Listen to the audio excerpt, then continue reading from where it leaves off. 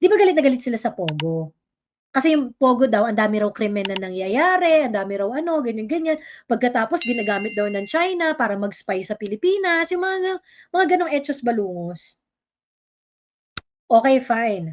Ayaw niyo ng Pogo, kasi sugal.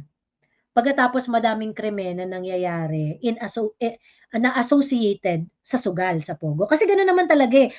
Aside from the fact na yung sugal kasi nakakasira ng buhay ng mga nagsusugal lalo na 'pag nalulong. Okey, fine.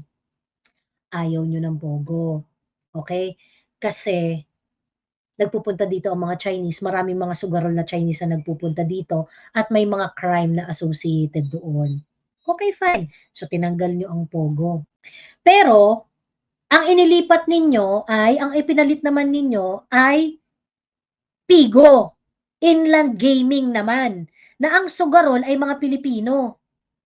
So, naprotektahan niyo ba yung mga Pilipino sa mga associated na kriminalidad na maaaring mangyari? Kasi sugal pa rin yan, eh. Dahil sa mga online gaming na yan basta may GCash ka makakapagsugal ka, eh. Ngayon, aside from that, yung mga evils na associated sa sugal, nagagawa na ng krimen para makapera pagkatapos magsusugal ulit or things like that or yung mga labahan ng mga pera ng mga undesirable activities. Napigil niyo ba 'yon? Nakita niyo yung point? Yung mga tinatalakay sa Senado at saka sa House of Representatives, they do not really know what they want.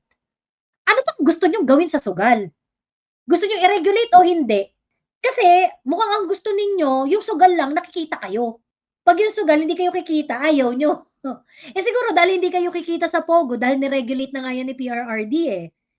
Nilisensyahan na yan ni PRRD yang mga Pogo-Pogo na yan.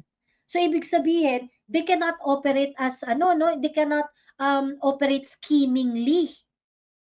Binabantayan na ang galaw nila, mino-monitor na sila, nililisensyahan na sila. Tinataksan na sila. Baka kaya ayaw niyo ng Pogo kasi nga regulated na. Siyempre ang mga sugalan 'pag hindi regulated, malakas ang katkungan.